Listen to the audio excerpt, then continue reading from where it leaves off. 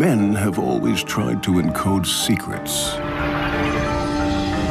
Military communication, love letters, forbidden knowledge. Sooner or later, most secret texts have been decoded. But among all of history's cryptic writings, one has stood out. This text has defied all attempts to unveil its secret for centuries. The Voynich Manuscript.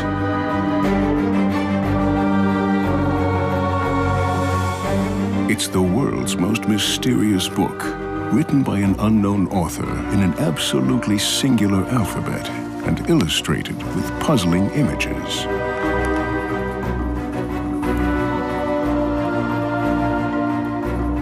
What is the secret hidden between these lines?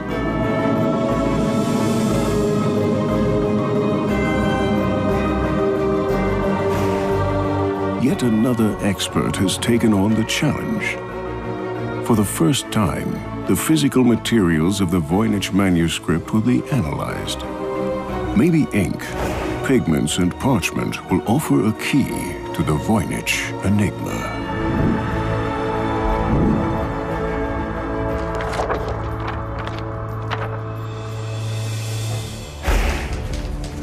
At the headquarters of the U.S. Military Intelligence Service, these experts succeeded in decoding Japan's so-called Purple Code.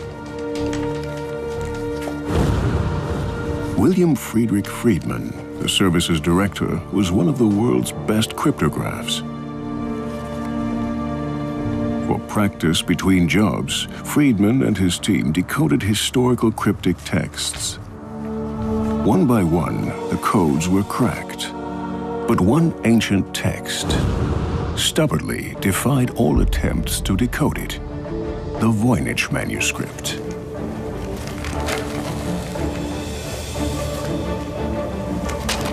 Unnerved, the cryptographs gave up. It's the only code they were unable to crack. Questions about the roughly 200-page manuscript with its inexplicable symbols had already been raised for decades.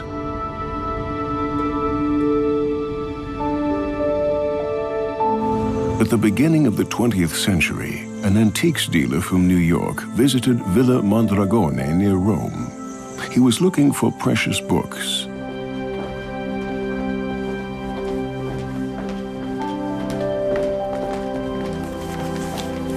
The name of the American dealer was Wilfrid Voynich.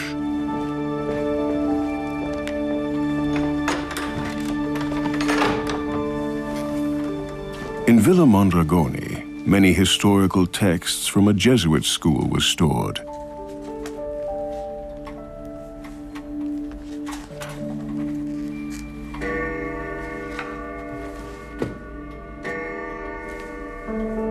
One of the trunks Wilfrid Voynich was allowed to inspect came from the estate of one of the most famous learned men of the 17th century, Athanasius Kircher.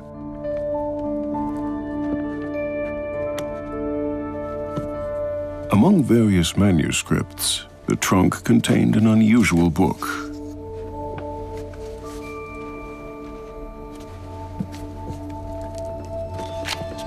Voynich bought the manuscript and tried to decipher it for the rest of his life.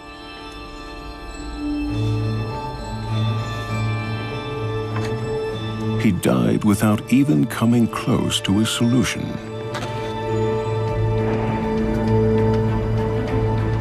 After Voynich's death, the tome ended up at the Voynich Rare Book and Manuscript Library at Yale. This library boasts a wealth of bibliophilic gems, but probably none as famous as the Voynich manuscript. One of the leading experts on the Voynich manuscript is René Zandbergen. He has been working on it for years. Good afternoon. Good afternoon. Can I help? I've come to see the Voynich manuscript. Okay, what you for? I have. When I first saw an image of a page of the Voynich manuscript, I immediately had the feeling, this is something that I can decipher, this is something I can read.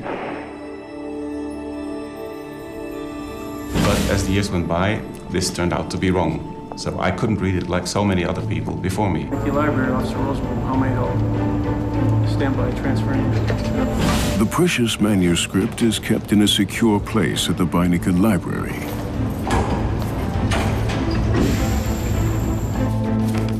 For the first time, René Zandbergen can inspect the original.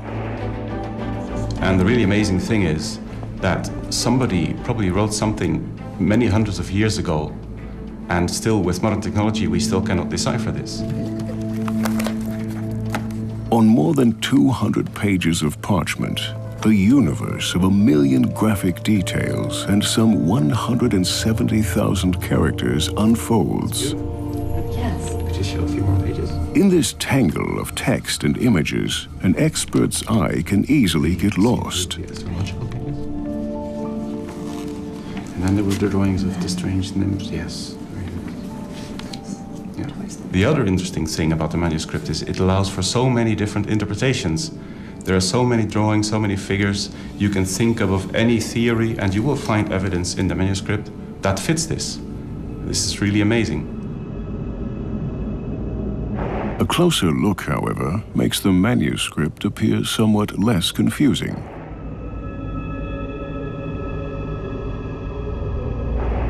The drawings help to break down the book into separate sections. Restorator Paula Zayat has spent many hours over the manuscript. Now we can't read the text, but we can guess probably what the book is about from the illustrations. So it seems to consist of several sections. I'd say the greater preponderance of text in this book has to do with botanicals, herbals.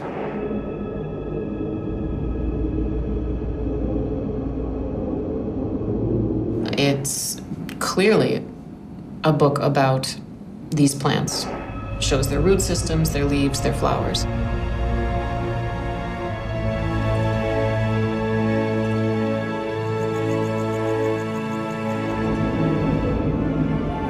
Some of the drawings even seem to be inspired by reality.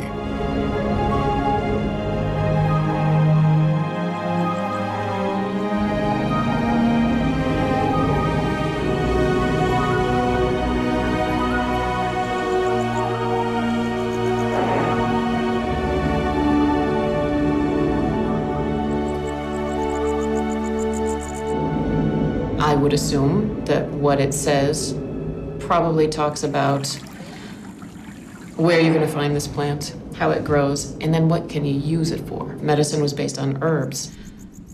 So another big part of medicine at that time is also included in the book. It's zodiac charts, star charts, the sky. And it's page after page of these zodiacal drawings that are very detailed and very specific, and of course, again, we can't really tell what they say. But even here, there are astonishing parallels to natural shapes.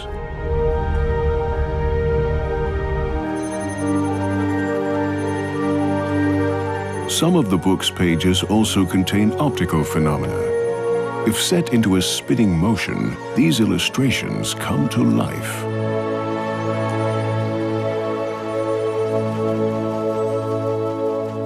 What does this combination of plants and astronomical symbols mean? In the Middle Ages, if you were to be treated herbally, you had to know what your zodiac sign was. And then there's the ladies. They start a little later on. Ladies tumbling through pools of green water.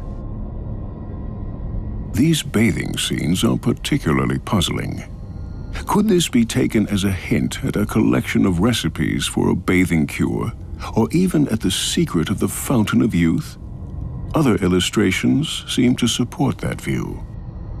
And then it's followed by this section towards the end. I guess it looks like recipes, where things look as though this is how you need to cut up your herbs that you've just seen on the preceding pages, and this is what you need to cook them in, perhaps, or pound them with. So I don't know. I mean, just to someone who knows nothing at all, it sure looks like an herbal, a medical book.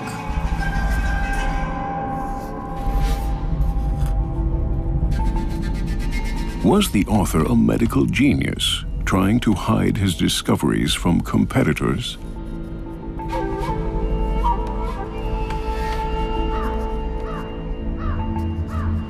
Or from the Holy Inquisition, which would often rigorously root out new knowledge?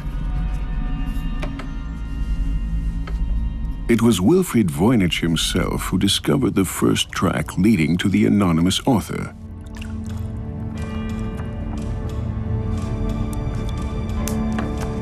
He was busy making reprographs of the original when, by accident, an item appeared that had been invisible.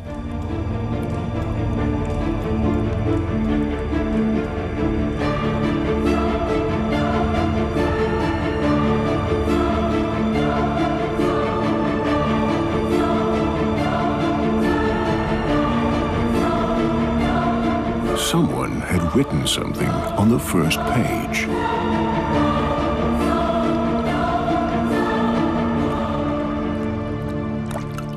The words had been scratched from the parchment, but under ultraviolet light, traces of ink become visible. But I can see a T. T starting to tip in it. And something underneath. Jacobus a tepinit. It's fairly clear. Number 19, maybe? Jacobus a Tepinich was a traveling doctor and expert in medical plants in the 17th century. His preparations were famous far and wide. In 1608, he was summoned to Prague by Emperor Rudolf II.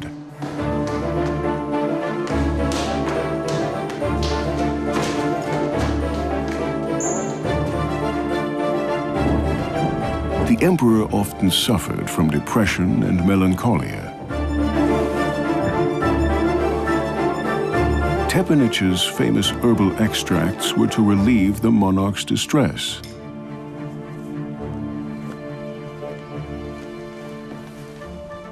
Tepinich experimented with herbs. He grew them, distilled extracts, mixed them with alcohol, and made a fortune.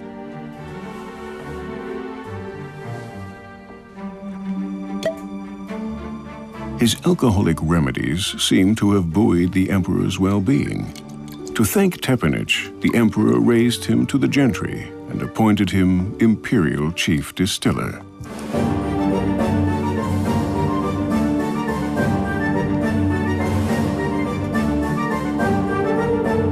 But why should a doctor encode his recipes? Groups who were involved in the practice of healing could easily get themselves in trouble with the church and with authorities. Kevin Repp is the curator of the Voynich Library's manuscript collection. Alchemy was very closely related to the growth of science in the early modern period, and yet at the same time, alchemy was considered to be an extremely arcane topic, meaning the information that was recorded in these texts was often considered to be extremely secret. Jacobus a Tepinich. Was he the originator of the world's most mysterious manuscript?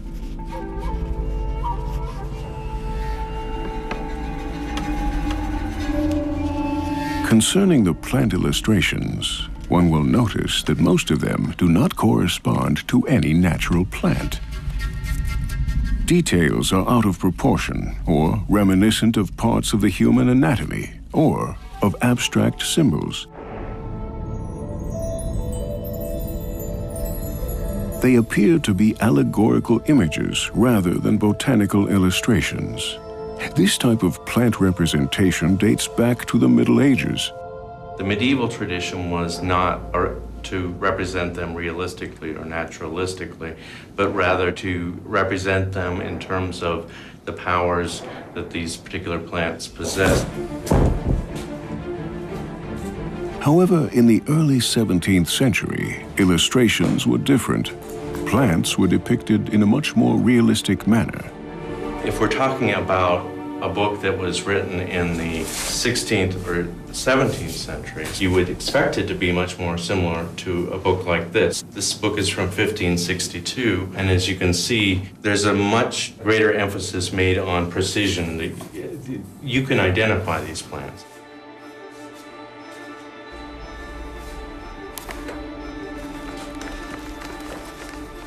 Such aspects of art history were not considered at the time of Voynich. He would only have worked in the style of his own time. Even though his name is found on the first page, it's unlikely that he was the author. Other books from his estate bear almost identical signatures. Surely at some point, the Voynich manuscript was in his possession.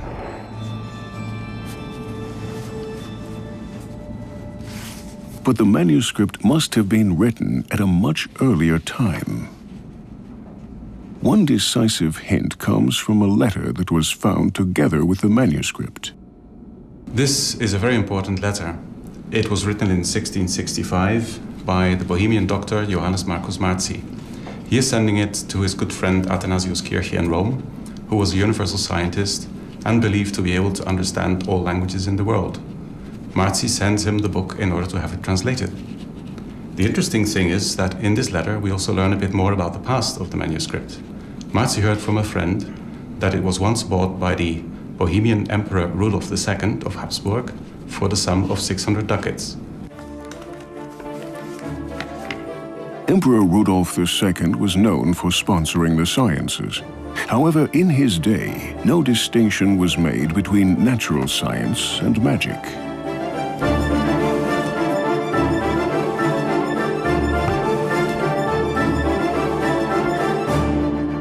Rudolf had a gigantic collection of occult books and magical instruments and objects.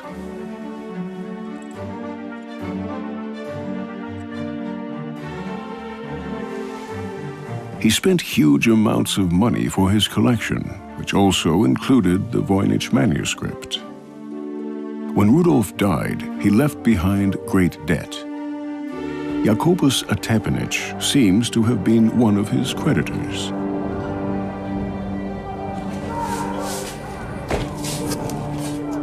He must have been compensated with objects from the emperor's library. This is how the Voynich manuscript probably came into his possession.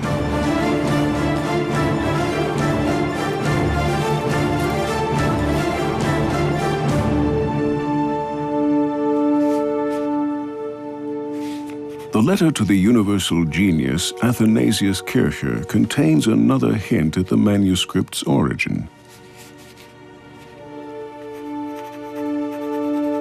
The letter even names the book's author, Roger Bacon.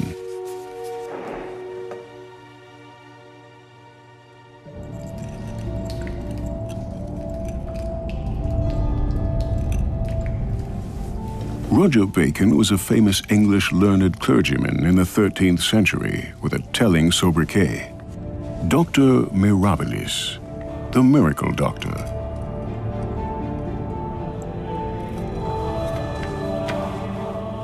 Bacon's insights greatly exceeded the horizon of his contemporaries. His urge for new discoveries frequently got him into conflict with the church. He was imprisoned at various times. As one of the first Europeans, he was interested in optical phenomena. He found an explanation for the rainbow.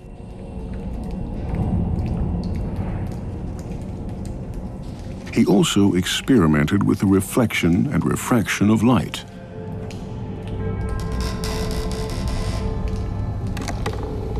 Among other things, Roger Bacon worked with magnifying glasses.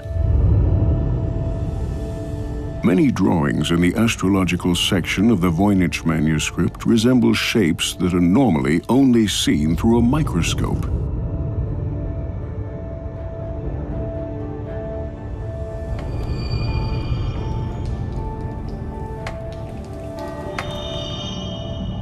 Are these the very first insights into a heretofore hidden world?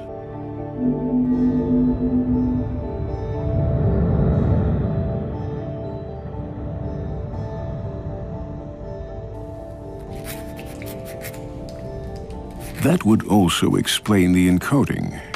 Because of his discoveries, Bacon must have worried about being persecuted as an infidel.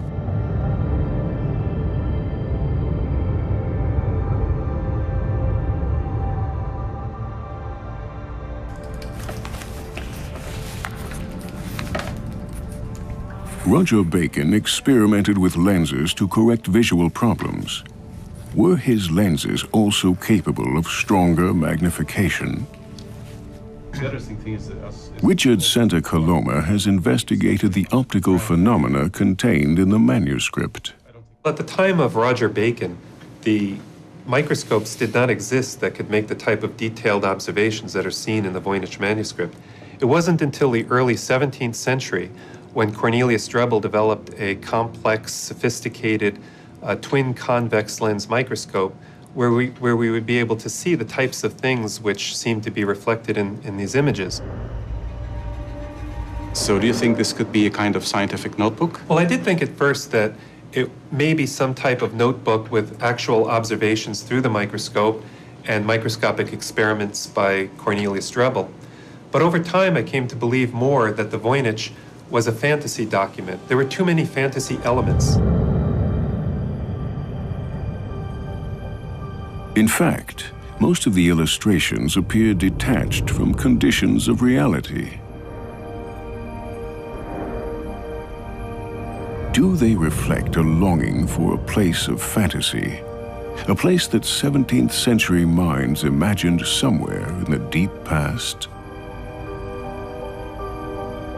Well, at the time that Cornelius Drebbel was in London, there was a tremendous interest in the idea of the ancient book of mysterious knowledge.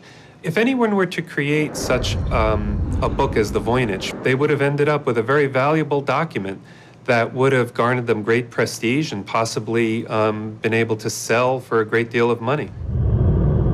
So perhaps the Voynich manuscript is a purely decorative object, a perfectly created illustration of a mysterious ancient book. Even today, looking through a microscope can open up new perspectives. Paula Zayats is surprised by the perfect technical execution of the illustrations and text characters. And not only that. Surface of the parchment is very smooth and undisturbed. I don't see any abrasion. I don't even see any corrections. In other words, 200 pages of text have been written without the slightest error, an almost superhuman feat. This raises a suspicion. There's only one source of information about the discovery of the manuscript, Wilfrid Voynich himself. Perhaps this successful dealer in antique books could not resist the temptation of creating such a singular, extremely precious book by his own hand. Several people have suspected that Voynich could have been a fraud. Very wide page. It's all the different signs of the zodiac. Meanwhile, modern materials science has the tools to find out. Microscopy expert Joseph Barabi will investigate the manuscript.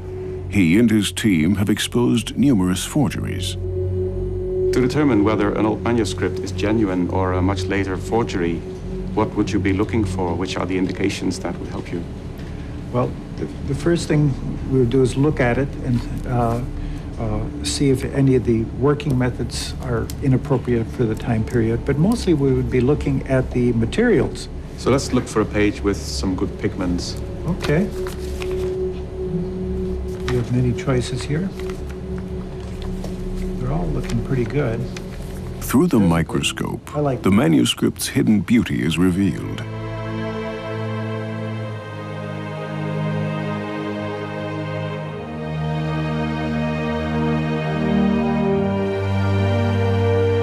This fantastic microworld harbors information that can prove whether the book is genuine or a hoax. I'll be taking a group of small samples, and the analytical methods that we use then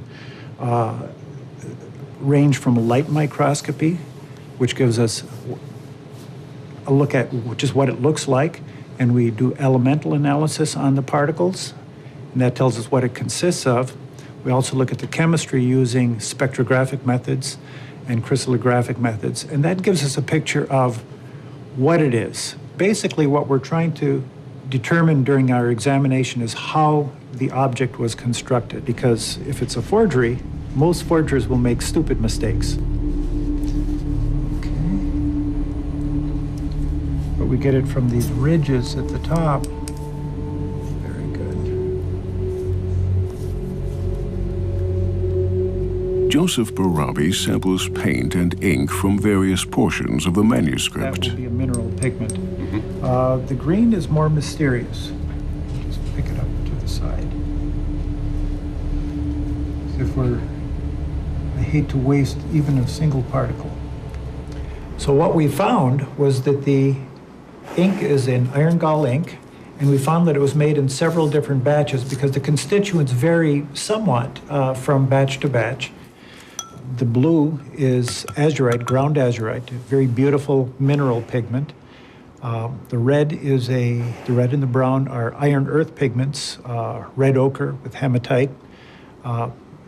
Wonderful stuff. So in summary, what we found was that the materials that constitute the writing and the painting of this document are completely appropriate to the 15th and 16th centuries. And more importantly, we did not find any materials that would indicate that it was a 19th or 20th century forgery.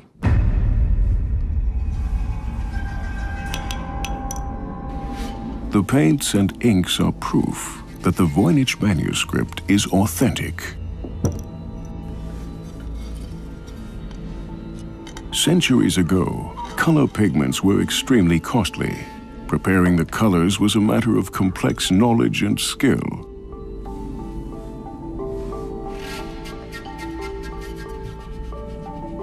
In many cases, Arabic gum was used to bind the pigments.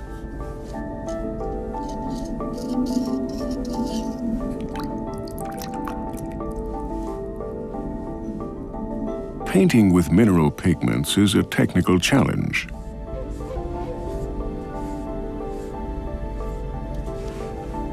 Larger crystals have a stronger glow, but they are harder to apply than finely pulverized minerals.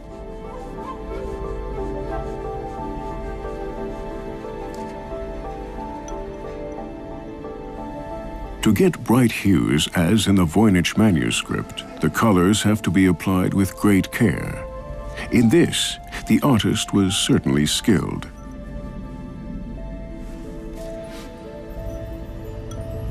In stark contrast, however, many of the drawings appear sloppy, even naive.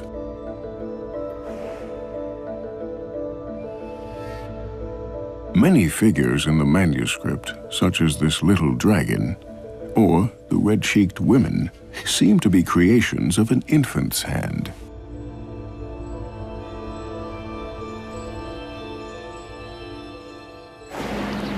At the Beinecke Library, Renee Zandbergen meets Edith Sherwood, who proposes an astonishing theory.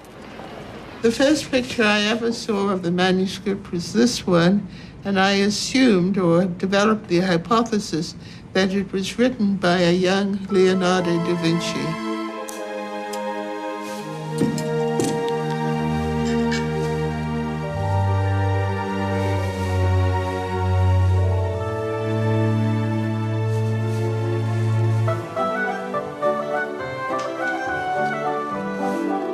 Leonardo was a gifted child growing up in a wealthy family.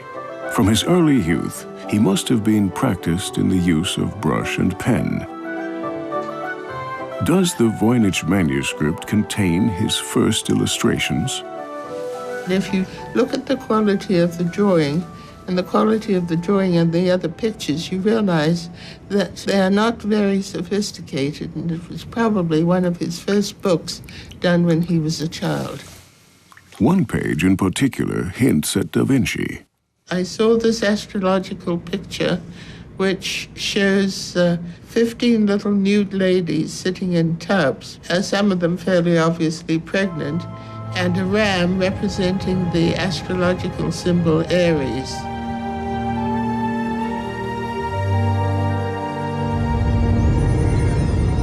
Aries symbol could stand for the month of April.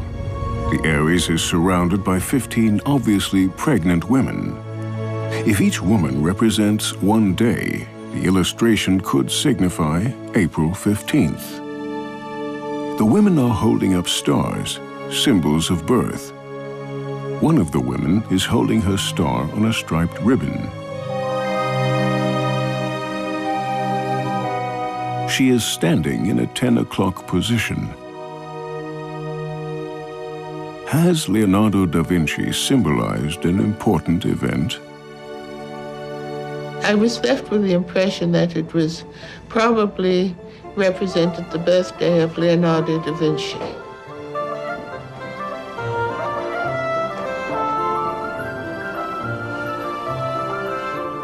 Was the Voynich manuscript an early exercise for the coded texts he would later produce?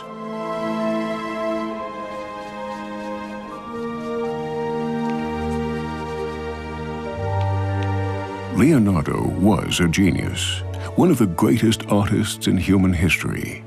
Even at an early age, he was an expert draftsman. The drawings in the Voynich manuscript, however, show no sign of early genius. And there's no reason to believe that this would not have been a youthful exercise. Paula Zayats is convinced. Would this have been an expensive book? This book might have been a very expensive book.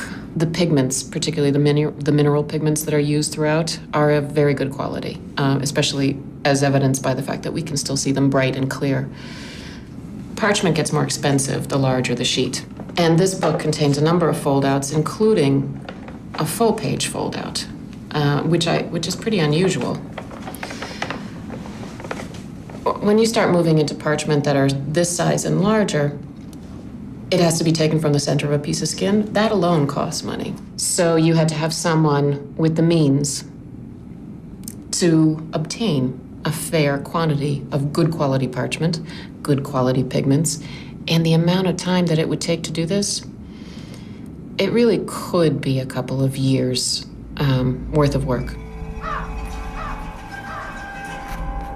Apparently, the unknown author invested years of his life in a book which must have cost a fortune to produce. The information he put into it must have been of great value. So great, in fact, that it had to be encoded.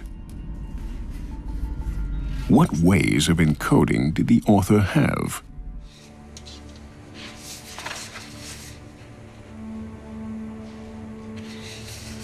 An expert in historical codes, Gerhard Strasser, has the answer.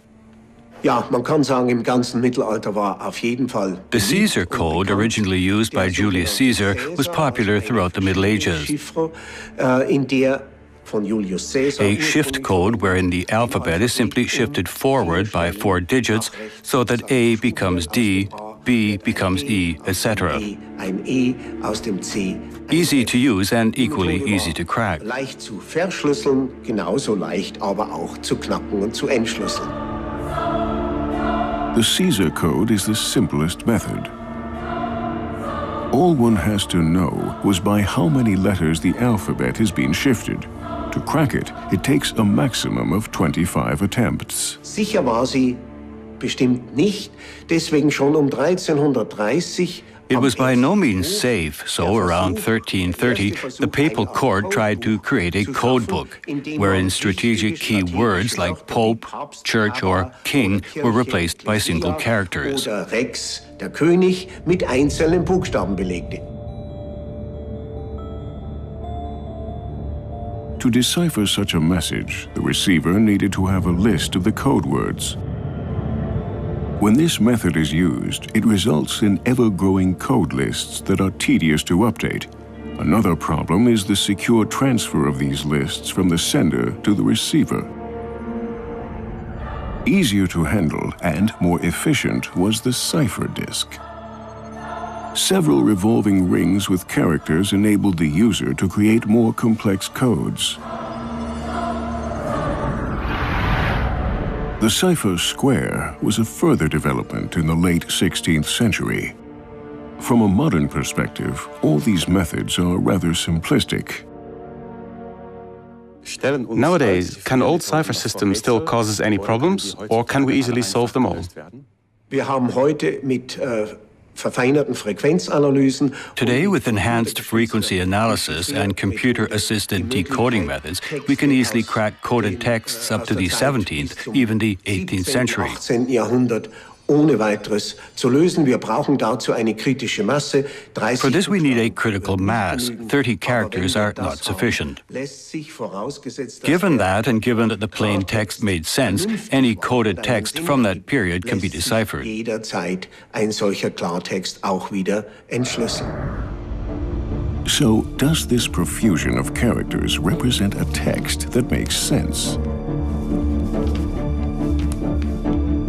To find out, all the 170,000 characters of the manuscript have been electronically evaluated.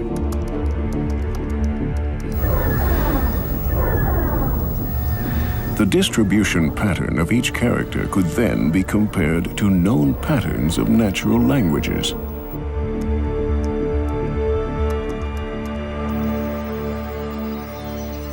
The result? Some characters do occur more often than others, like, for instance, particular vowels in European languages. However, most elements of the Voynich text do not correspond to the phonetic patterns of any natural language.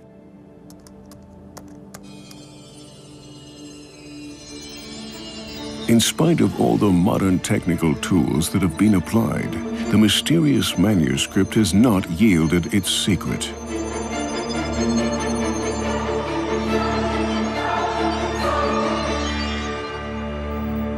The code remains uncracked.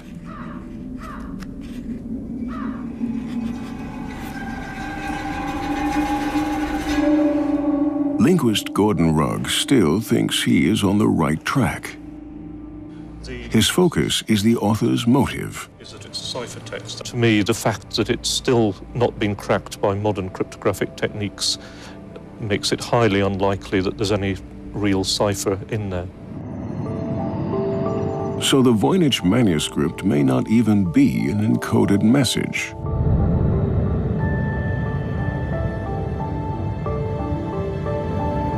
The distribution patterns Gordon Rugg has found point in a different direction. Some of the features of the manuscript were very unusual in terms of human languages, but were exactly the things you'd expect if somebody was producing something artificially and trying to make it look like a language. Gordon Rugg supposes the unknown author merely wanted to create an impression that the book contained something mysterious. For this purpose, he may have used historical codes. One simple method is to use a thing called a cardan grill. The key concept is you have the grill, which is a piece of card with holes cut in it in a particular pattern. In the cryptographic version, you put it over a text and it reveals the hidden message through the holes. But you can also use it to generate meaningless text by putting it over the table, reading out the word which is revealed through the holes, writing it down, moving it across, generating another word, writing that down, moving it across, and so on to the end of the grill, and then repeating the process. So using that method, you could generate text very swiftly and very efficiently, as fast as you could write it down. This would explain why the world's best cryptographs have failed to find a message. But who would produce such a book? The most likely suspect is an Elizabethan adventurer called Edward Kelly. Edward Kelly originally came from England. He was the town scribe of his hometown, but was fired for forging official documents. Allegedly, he had an ear cut off for punishment, a fact he hid for the rest of his life with hairstyles and hats. Kelly left England by the late 16th century and traveled the cities of Europe, pretending to be a learned man. As for why he might have done it, there are several possible explanations. One possible explanation is simply money. The Voynich manuscript was bought by Emperor Rudolf II for a very large amount of money. So if you could produce a manuscript that size quickly and efficiently, you could make a large amount of profit by selling it to Rudolf. Rudolf II had numerous scientists on his payroll, including crackpots, dazzlers, and imposters. Kelly saw his chance and offered his services to the emperor. He was an alchemist who claimed to have been able to produce gold from ordinary materials. Kelly claimed to be able to make gold with the help of his apparatuses.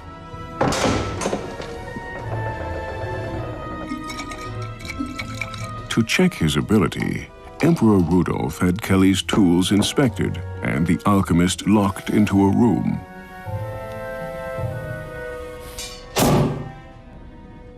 Kelly must have known that he was under observation.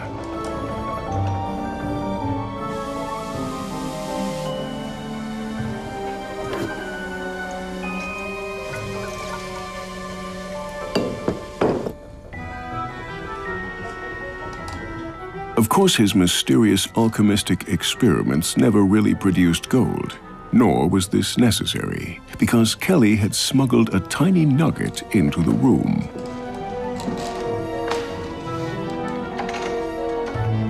The emperor was obviously impressed. Kelly was hired.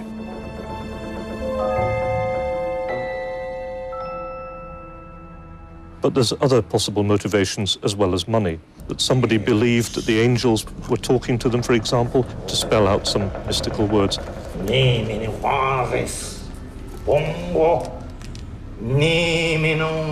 Kelly was experienced with such phenomena. On behalf of another Englishman, the mathematician John Dee, he contacted angels for some time. Of course, Kelly was the only person on Earth who knew the language of the angels, and so he was able to dictate their words to a thrilled John Dee.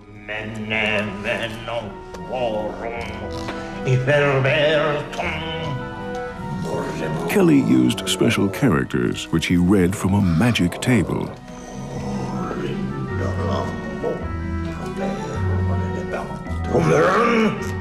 The angelic language, of course, was pure fantasy.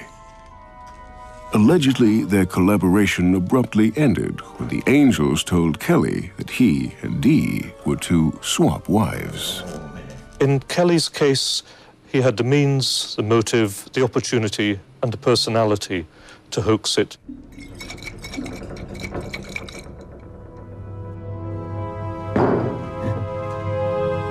Everything points to Edward Kelly as the author of the Voynich manuscript. He had previously invented a fantasy language. With Emperor Rudolf II, he had a financially potent as well as gullible buyer of his mysterious writings and formulas.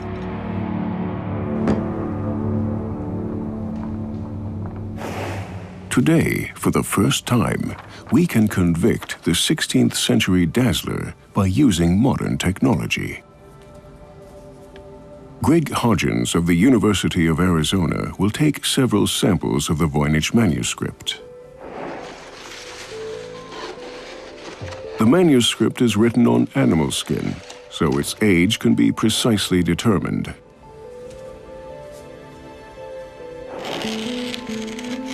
Like any organic material, parchment can be dated by the radiocarbon method.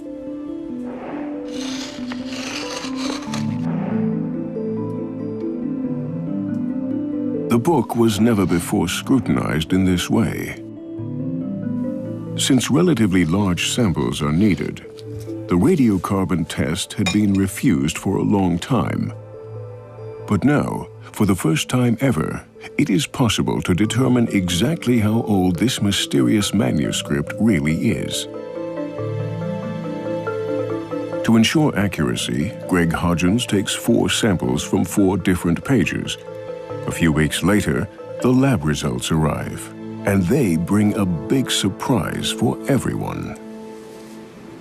So there are the 4 measurements from the 4 samples that we took from the Voynich manuscript. And as you can see, the dates are very tightly clustered together. It gives a picture of it being created in a relatively short period of time. Moreover, because they're so tightly clustered together, means we can treat it as one object that's been dated 4 times, and that increases the precision of the measurement. So the mean of those measurements and a weighted average gives this result right here.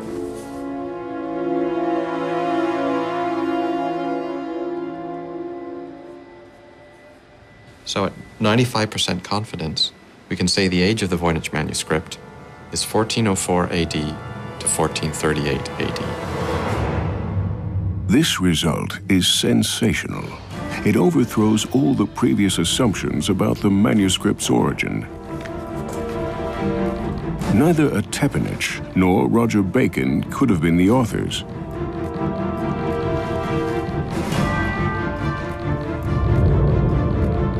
Leonardo da Vinci, too, was born half a century later.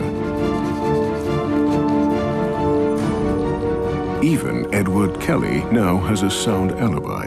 He lived 1.5 centuries later. None of the existing theories had assumed the early 15th century to be the period of the manuscript's creation. All relevant methods of examination available today have been applied to the Voynich manuscript. It was written around 1420. With this new information, one detail in the manuscript gets a new meaning.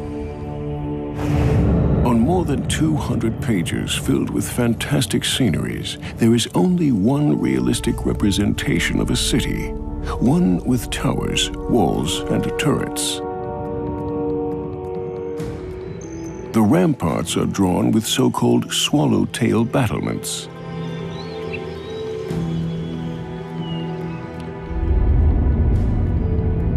In combination with the manuscript's date of origin, these turrets take on a special significance.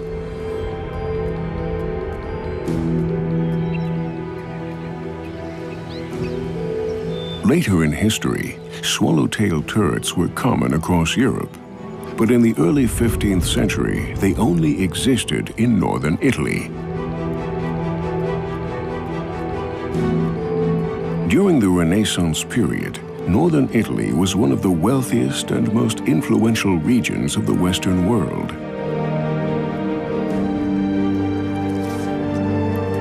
This is the historical background of the manuscript's creation. Up to now, the research about the Voynich manuscript lacked a historical anchoring point.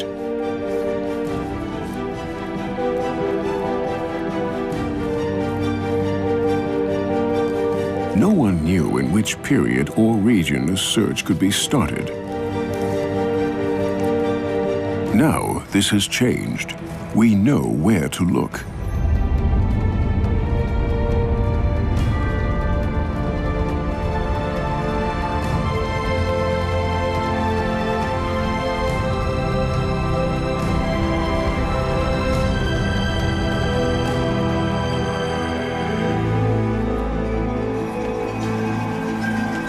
It will be exciting to see what further references to the mysterious manuscript will be found in the archives between Milan and Venice.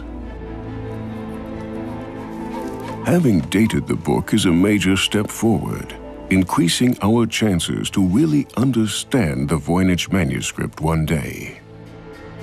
For the time being, the Voynich manuscript remains what it has been for the last 600 years. It's a hall of mirrors reflecting each researcher's own imagination, without ever allowing him a glimpse into its inner secrets.